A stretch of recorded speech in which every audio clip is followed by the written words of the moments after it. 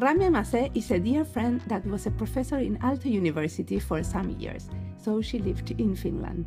We shared some nice saunas and got a bit to collaborate during this time. She was in charge of the Design for Government course in the university and many times invited me to participate in the course.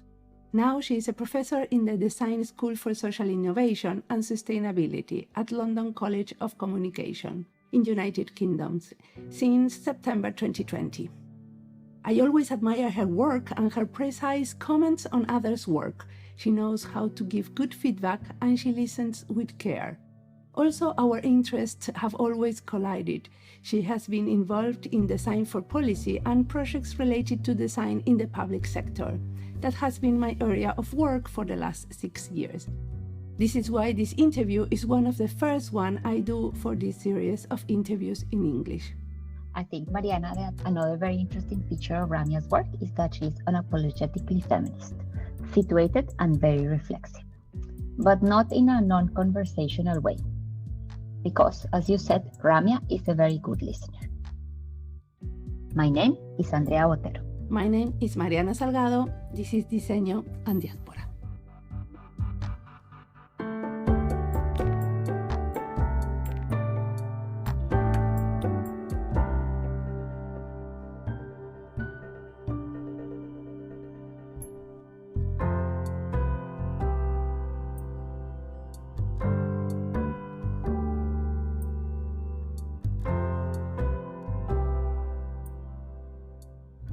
I'm Ramia Mazé. I'm a professor of design for social innovation and sustainability at University of the Arts in London. And what did you study? Oh, many years ago, I did study. I started actually first in architecture. My parents were artists, so I've always had very strong interest in kind of the materiality and the structures and the environments around us. So I went for architecture. However, after I did my undergraduate, I realized that practicing as an architect is not really what I was looking for. It tends to be a very monodisciplinary field, very hierarchical in the firms, in the architecture firms. And so I took a couple of years and worked in different places, and then studied for my graduate degree, my master's degree in what was called then computer-related design, which is now called interaction design. And actually, so I've had very broad base in design and architecture, which to this day is very useful because I work at many scales. I teach design across architecture, planning, many fields within design. So I have very broad base understanding of design from my varied interdisciplinary education. And you have been researching. Do you want to tell us about what were your topics of research? Yes, I've been researching now a couple of decades even, and it's a bit of an accident. I started as a designer. After I did my master's degree, I ended up working as a designer in a research institute with researchers around me, working on, at that point, how computation and interaction was being integrated into homes and ordinary places. So outside of work contexts, there was a lot of research in how computation and interactivity was being integrated everywhere. And they needed designers that come from those domains, not computer domains, to really think about the lifestyle, the aesthetic, the ethic aspect, the different uses and experiences with technology. So I was working as a designer and sort of just started collaborating with researchers from computer science, social sciences, all sorts of areas, art, and accidentally kind of ended up publishing and getting a PhD accidentally back in the day. And then I worked in many kinds of projects. I worked in the early days at Interactive Institute in Sweden on IT and textiles. IT as it integrated with the soft domains of everyday life, interiors, fashion, etc. I did several big projects in the area of design for sustainable consumption, how people become aware, for example, of their energy consumption or their or sustainable lifestyles, how they make decisions about that in their everyday life. So those were kind of practice-based research where we were making prototypes, making visualizations, making experiments in homes and real places. So out of the studio, out of the academy kind of research, you can say. And do you want to tell us about one of these examples, for example? Yeah, sure. So in the sustainable consumption domain, we made prototypes. For example, we had one called Energy Curtain, which collected energy from the sun, and then you could use that curtain at night for generating light in the home. So it was really about making tangible the cycles of light and the reuse and the kind of almost battery function of saving electricity and then using it. So putting the expenditure of energy that you collected into your own hand, kind of self-sufficiency. But this is something that nowadays is real, right? Because we have solar panels. So when did you do that? Well, there have always been solar panels, but how directly you put that in your hand when you draw the curtain in the day to collect the light. So very tangibly, not just external in the buildings, but really putting into everyone's hand the cycle of energy. This was anyway back in, I think, 2007, 2008. So it was, really when the first kind of infrastructure, but then it was in the hand of engineers. It was engineers putting things on buildings. It was, spatial planners doing the big infrastructure. We wanted to bring it close to the body, close to the everyday action of putting down the curtain, collecting the energy, and bring it close in the mentality of saving, conserving, spending energy. And we had another prototype that was around.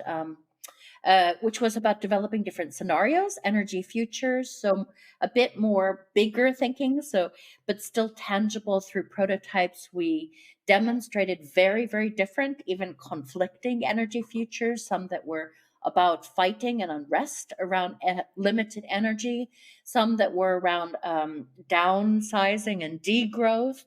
So really trying to make through prototypes and visualizations very tangible the choices we have even now through our vote for different policies, our vote for different parties, as well as everyday actions like closing the curtains, opening the curtains, and so on. So it's about bringing those processes around deliberation, around your everyday choices, decision making, close to everyday consumer. So how was the process of going from these concrete prototypes about sustainable consumption to the policy work you are doing now? Also, my doctorate, I was very interested in the kind of temporality of design. Normally, we think of design as a kind of human scale and real time. We design like that. In products, we design, in interact devices, we design. But architecture, we think in longer term because people live in buildings, they live in cities for generations and through multiple users. My apartment, how many families and people have lived here? We have to think of that as architects. So in my doctorate, I was very interested in how to think, even in design, in longer scales of time and in bigger scales of change. So even though some of the projects were very much about making tangible and experiential different kind of choices, different ethic, political choices we make through design, for example, sustainable choices or being unsustainable, I was also interested in how even intangibility and kind of in the body human scale, we can think about the larger and longer effects of the choices that we make. And that got me into this kind of critical design and design futures, thinking about how we project and bring those possible futures more close into the present, into conversation, into deliberation, into family discussion, into social decision-making processes. And that somehow also is what we do in design for social innovation. And you could say also design for policy, because policies we don't see for many, many years even, or even they might affect people that we don't know, maybe not even directly affecting us. And yet what we can do with design is set up situations for deliberating, for participating, for bringing different stakeholders to the table in policy making. And again, those might not be the stakeholders directly affected, might be, future generations that we're making decisions about in policy, especially when we talk of climate policy. but nevertheless bringing those possible futures and larger consequence into the room, onto the table, making more voices, making more possible futures tangible for the ones making the decisions. We both believe that design have a lot to do in the policy-making process, but how a professor in design can influence the work of making policies? It's a good question. And one of the things that I really consciously had to decide at one point in my life, some key decisions. One is, do I continue as a designer or do I become a researcher? What can I do as a researcher that I can't do as a designer? And I chose that. I thought it's important to think about the future. It's important to think about ethics. And those are difficult to do often in design practice when you work in very short term and client based projects. So I chose to become a researcher at a certain point in my life. And then I also chose to become a professor at a certain point in my life, which brings with it other things. So I make a lot of my work is about developing new infrastructure, looking at the university itself, what design looks like, how we teach design, how design interacts with other subjects, say social science, political science, ecology. So, in some ways, what you do as a professor is much more abstract. It's not about exactly going into context of practice or exactly designing things, but you work on this meta level. You're shaping the different conceptions of design, how students think and practice as designers. You're also influencing how design as a discipline can interact or integrate with other disciplines, which are older disciplines and better funded and more important, in the mind of the politicians or the decision makers, such as ecology and economy and policy. And my goal as a professor is then to really show what design can do and show also the limits of what design can do. So what I do as a professor is now set up collaborations, set up curricula, set up different kind of testing spaces for conversation, for experiment, for learning between, for example, stakeholders in design. And that includes, for example, the Design for Policy Network that with Lucy Kimball and Catherine DeRose and Liz Richardson, we have set up at University of the Arts London with a lot of civil servant practitioners. And it's a discussion space for seeing what happens as design meets policy, how we're in some ways civil servants already doing creativity, doing innovation. What are the same or the different ways that design does that? And what are the political questions and the ethical questions that design maybe needs to learn from policy side, and what maybe creativity and innovation and participation methods policy side can learn from design.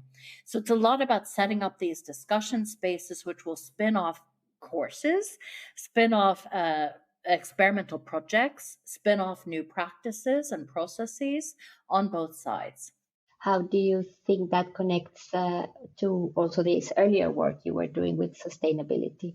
In many ways, for me, the point of sustainability is to think quite a lot beyond this real-time human scale. It's about thinking how the choices we make are part of larger societal patterns. So as individual consumers, we make choices through our whole life. It's not just about the life cycle of this product, it's about the lifestyle that our whole life consists of, patterns of choices, patterns of activities, many, many products. So in that way, the way I think sustainability is more as a systemic way. And in this way, I think also these larger patterns, these longer scales, are how I think what design can do, because it can visualize those. It can influence both very, very specific micro level, real human things, but also change how families behave, affect how communities are heard, how communities make themselves visible, how communities participate. So design has a capacity in some ways that architecture doesn't, because it is like on the body. It's everyday life. It's not just architecture. It's everything you wear, everything you touch, everything you see is in some way designed. But through those multiple points of contacts, you can really affect the system. You can affect how society is shaped. And that society shaping, very big scale, very, very complex kind of community or even city or even governmental scale is what policymakers do. And design has the ability to shift between the human scale, the kind of group and community scale, and then this very macro scale. So there's something quite specific about what I think design can do in the policy context that, say, architecture can't do or other disciplines can't do. And in fact, this is one reason why in the course at Aalto University that I was teaching Design for Government, that Mariana knows very well, and you too, Andrea, Design for Government is a course with a fantastic teaching team for several years now, where we had a specific unit around systems. And while design is very well known and appreciated for being human-centered, it's the combination of the human-centered and the systems design level, which I think is quite important and maybe quite special about how designers work compared to other kinds of creative disciplines. So what do you think is the contribution to this from design to the policy making? I think there's many contributions, and this actually is not yet fully appreciated. For policy making, it's often thinking about design as a creativity method, design thinking, ideation, this kind of way of getting out of the box. And these kind of methods have been used in policy for a long time. Less used and newer in policymaking is participation, how design brings different voices, how we construct situation where different points of view, conflicting points of view, unheard people, future generations, ecological rights, how those very different interests can enter the room.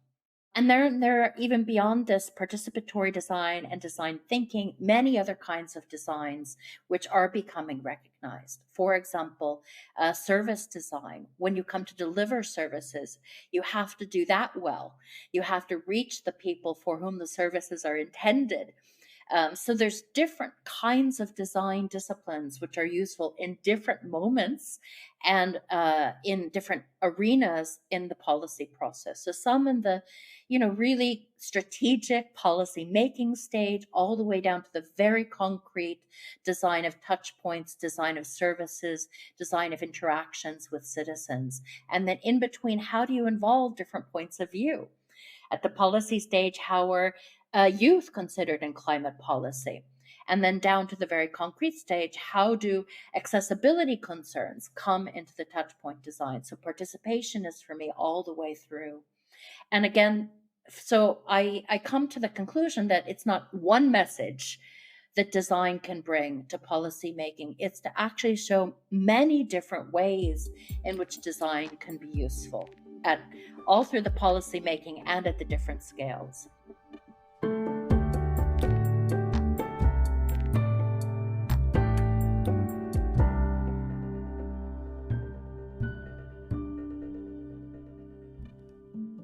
This interview is part of the list D&D in English, Diseño y Finlandia, Estados Unidos y Diseño, Reino Unido y Diseño, Diseño y Gobierno, Diseño y Políticas Públicas.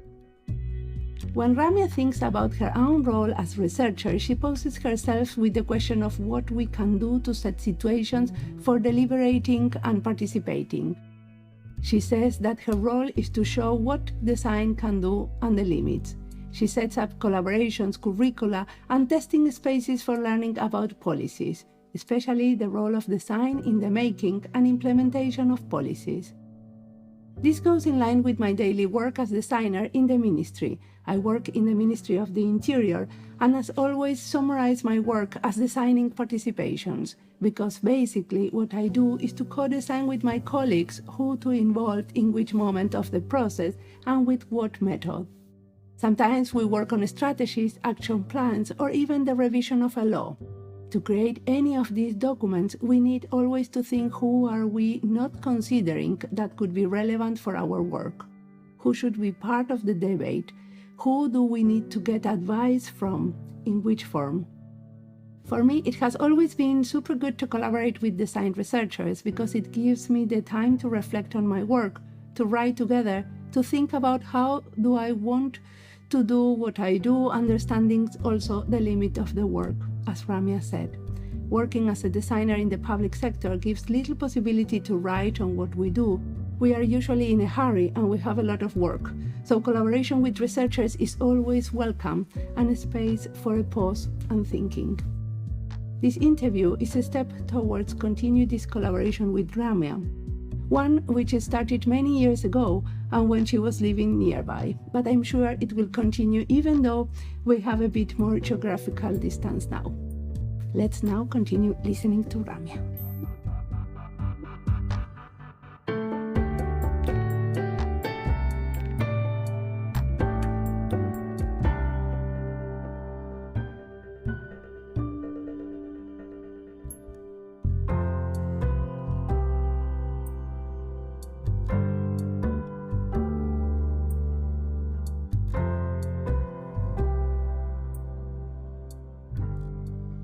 Your last publications, or I remember the panel I think you have been coordinating as part of the Design Research Society, I was super happy to see that you also saw that also the role of the designer is very different. One is an in-house designer in contrast with designers coming in these innovation laboratories, in this kind of the towers where we are allowed to innovate, but the role is very different when we are part of the staff together with everybody. What were your conclusions around this topic about the different roles of the designers when they are in different kind of settings, right? Super, super good point. Now, when design is not just novelty, like, oh, we have a city designer for a year. Now, that was really important. Those breakthrough moments were really important. But now we have design embedded in many places in government. We have individual designers hired in many different kind of department, many different kind of organizations. We have, as you say, designers in innovation labs or even design labs, design-based labs themselves. We also have external consultancies which operate either on a consultancy or more like a think tank basis in relation to the public sector. We also have in universities these kind of projects which are incubating and perhaps more challenging than you can be as a consultant or even as a think tank. You're thinking ahead. Your job is to really think, well, what is the larger political, ethical, societal questions of the future? And that's what courses can do, and that's what university projects can do. So there's multiple different kind of orientations through which public sector can interact with design is very important. They do different things. When you're inside, you have specific access. You can really work collaboratively and deeply and engage the mindsets. For example, the public service mindset, which is very, very special inside public organizations, but which is never taught to designers. It's something you learn on the job. But that also is an insider position. It's harder to be very critical. It's harder to, from within the system to make big challenges or changes. But the changes you do, they are a little bit more profound. I got arguments for that. Yes, I think there are different levels and types of change, and they work in different ways. And you, Mariana, in Inland have done a really nice job, which I would love to talk about more, showing the different types of roles that you have, because also when you come in, what role you take, there's a lot of nuances in that have not yet been studied. Definitely. And our role also has been changing, right? Because now, even though we maintained the name of having a design and innovation laboratory, at the moment, this laboratory is more like the network of designers working under the same topic, but not necessarily, it's not anymore like a laboratory as such, right? And I think it's also very different what it is to work in a public authority than it is to work in a ministry. And that's very important to understand, both from the inside and from the outside. From the outside, you can see a little bit better the structures and the blockages, maybe. From the inside, you can see actually how we can solve, or what are the more specific ways in which this manifests, the different types of work.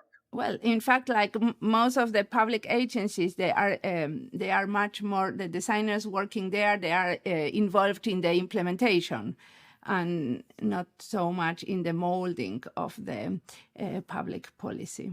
Exactly. And they have to work a lot more with external parties in a way. So they're a bit closer to the stakeholders, I think, in some ways. And so these are very different roles, very different modalities, very different skills, and also very different logics of design. So you can think design strategy people, and there are whole programs around design strategy, design management. They might be suited to some of those roles.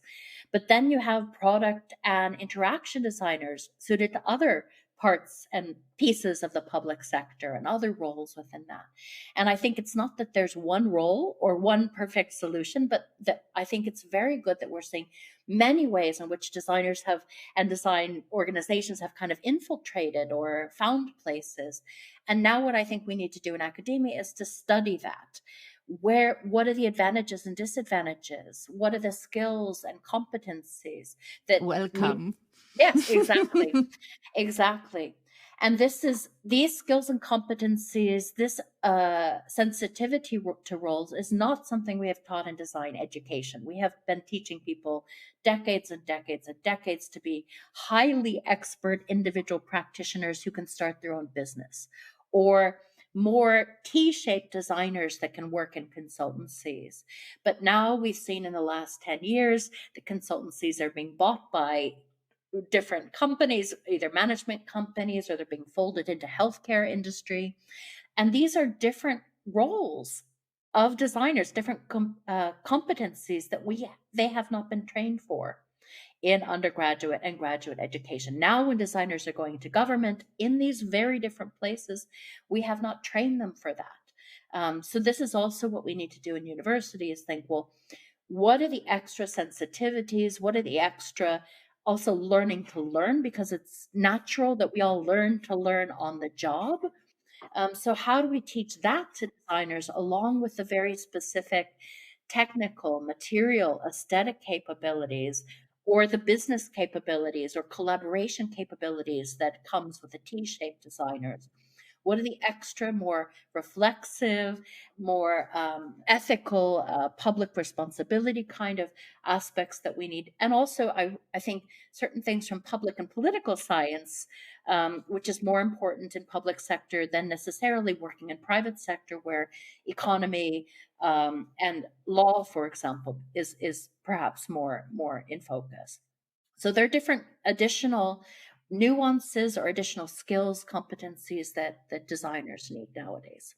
I was wondering, related to that question, that because there's this kind of tension between, like just we educate designers, which are kind of like a more generalist without a family name. So it's not so much industrial or graphic or interior or whatever, but just like and then this aspiration you have for, these very specific skills, because nothing seems to fit in the 4 years or 6 if you do the masters. Like there's not enough time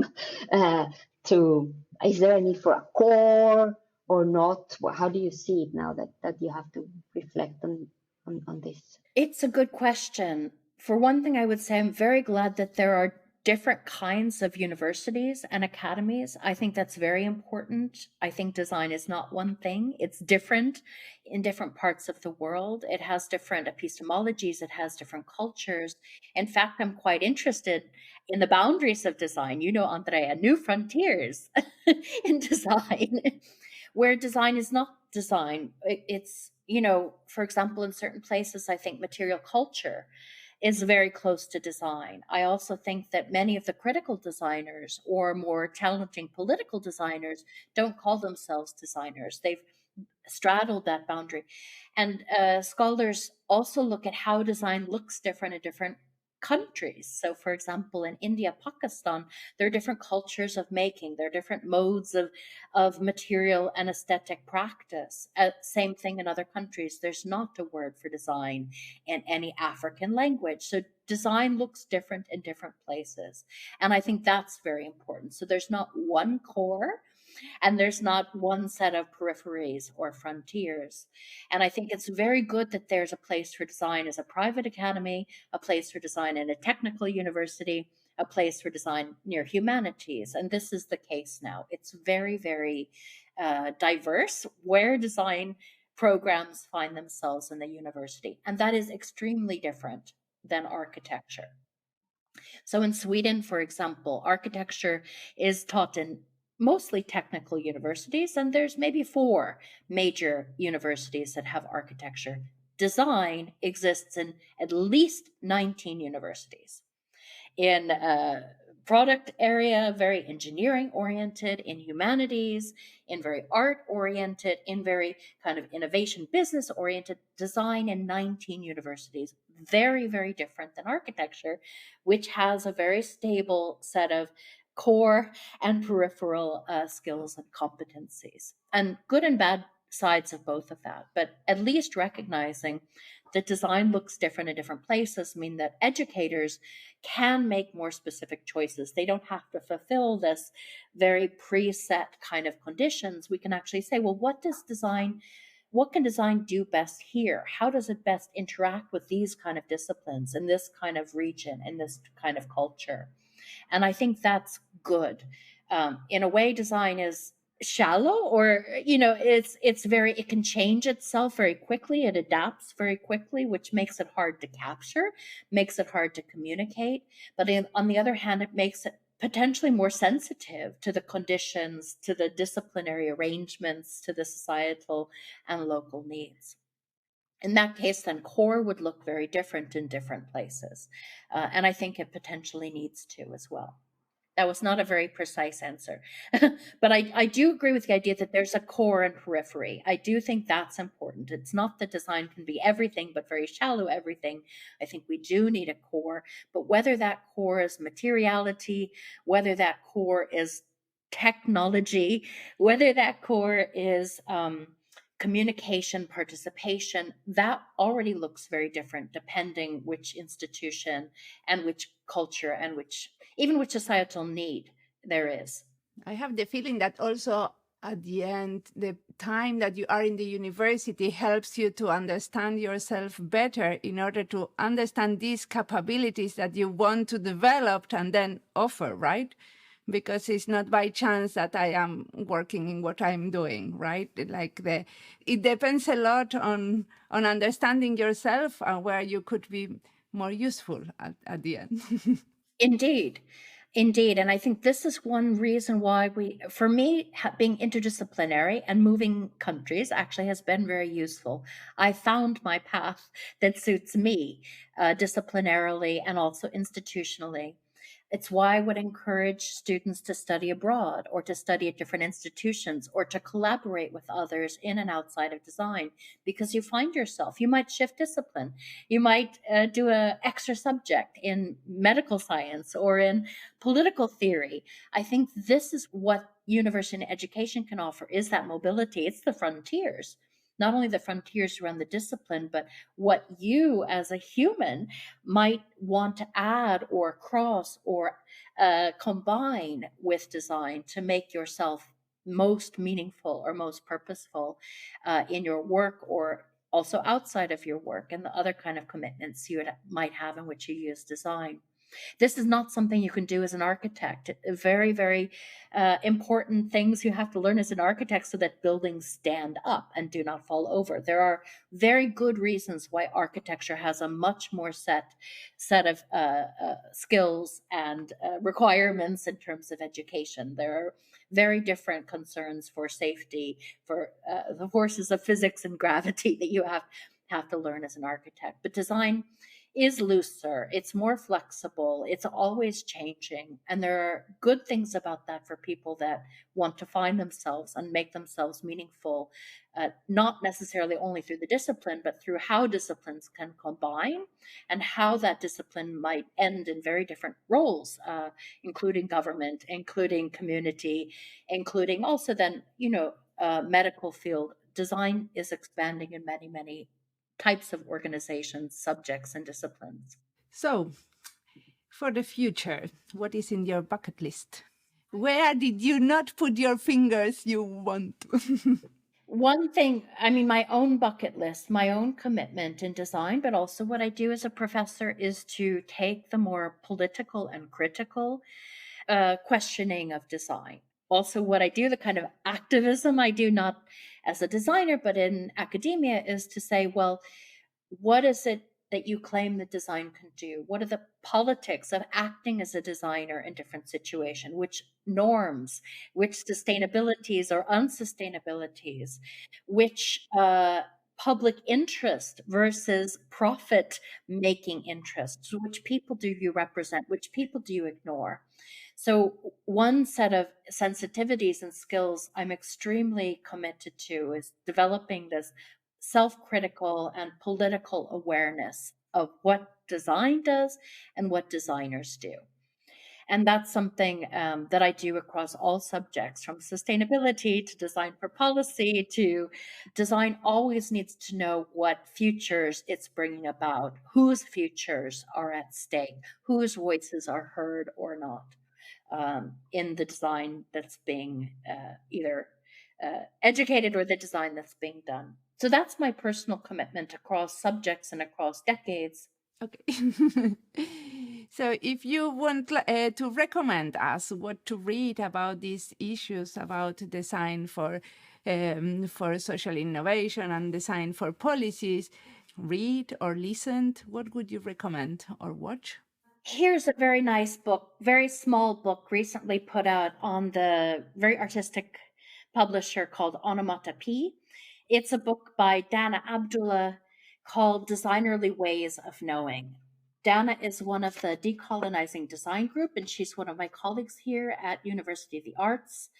And what she does is she has this really simple, very humorous, and quite fun set of things that she thinks designers should know. And she really does believe in core design skills, but also in the political, in the feminist, in the decolonial questions of design. So it's quite a nice, fun kind of book. This is a play on Michael Sorkin, who wrote a book called 250 Things an Architect Should Know. And of course, the phrase designerly ways of knowing comes from Nigel Crofts back in the day, 30 years ago, when he was trying to make a strong division between science ways of knowing, kind of scientific ways of knowing, and design ways of knowing. I think that is a very blurry ground nowadays. I don't personally choose to use the term designerly ways of knowing around design today, because I think there are many ways of knowing, not only emphasizing these different and exclusive realms of knowledge. But this is a well-known phrase in design, designerly ways of knowing. And then she's using this kind of aphorism kind of style that Michael Sorkin, who's a quite famous scholar who recently passed away. Then I think quite interesting book, which I haven't even yet taken the plastic off, but I have read at least 2 of the articles separately before I bought the book.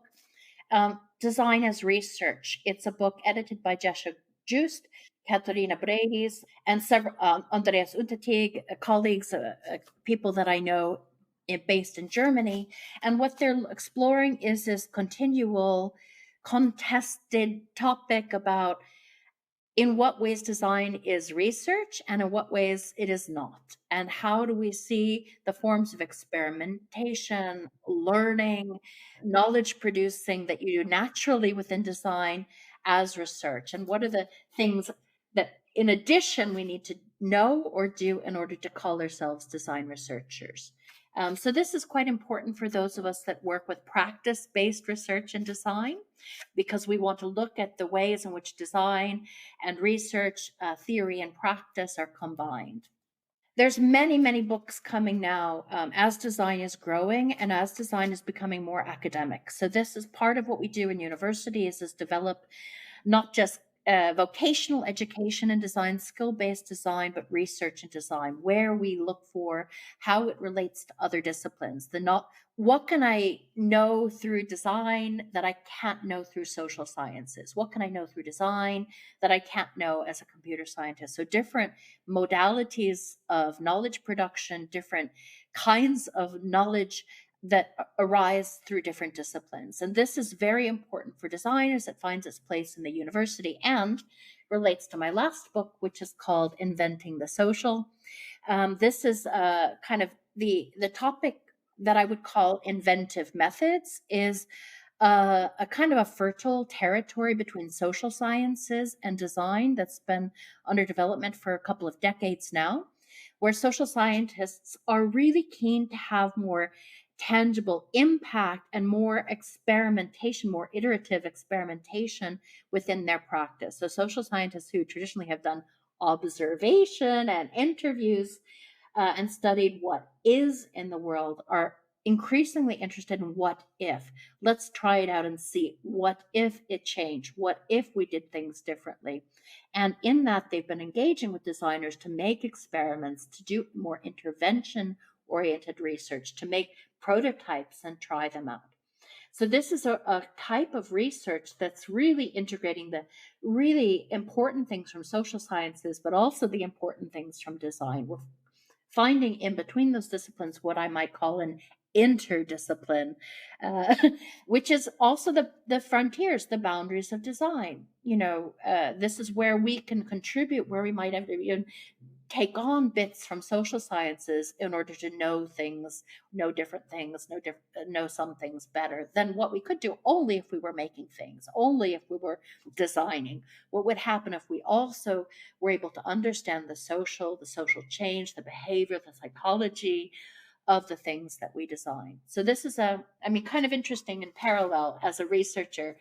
What do we bring to research from design that's really designy? And where and when do we combine with other disciplines to do things in a different way, in a better way, synergies, as we move into interdiscipline areas like inventive methods. I love it because I had it in my bookshelf, but I did not have the time to read. So it's a good reminder. So the last question is, what would you recommend to the young Ramia that just graduated from the school? I would recommend, especially if you're still in university, again, I think I've said this before, study abroad, take courses in other departments, do an internship in an unexpected place. This is how I found myself away from architecture, but bringing the best things from my architecture education into design. It's also important maybe to travel abroad, or at least engage in different cultures and the different types of people around you. Luxury of university is that you have people from many countries. In fact, in many everyday life situations, you have people from different countries.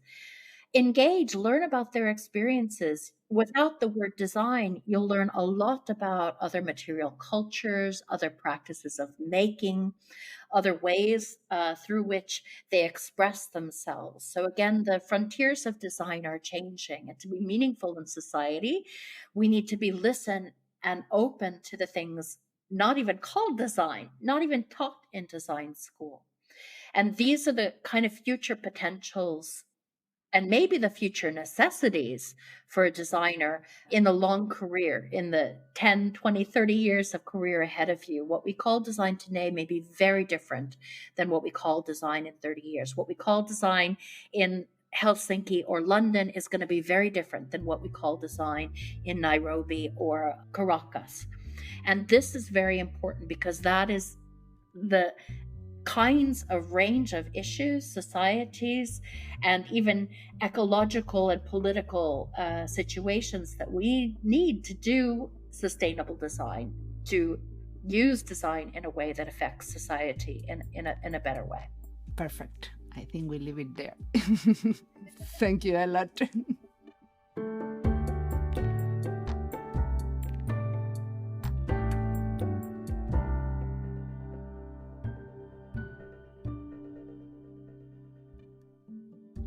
Ramia poses us the question of what are the politics of acting as designer in different situations. You, Andrea, are working as design researchers surrounded by researchers in other fields. How would you answer this question? This is also something I ponder a lot.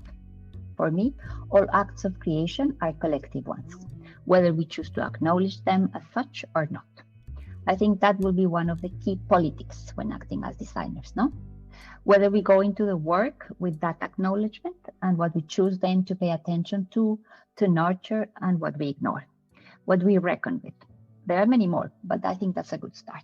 Sorry, but it's not the same to work with peers and colleagues that have the same background and are also designers that to work with multidisciplinary teams. So what would you say when you are working surrounded by researchers of other fields? Well, I think that would still qualify as a good question, because they also have different acknowledgements of what constitutes collective work and who does what and with what resources, no? Yes. Thank you a lot. As always, the music of this podcast is by Antonio Zimmerman. Sound design is by Julian Pereira. This podcast is published with Creative Commons license with attributions. This is Diseño y Diáspora. You can follow us on our social media channels, YouTube, Instagram, or Twitter, or visit our website. Remember to recommend us and recommend our books. Let's listen to the next one.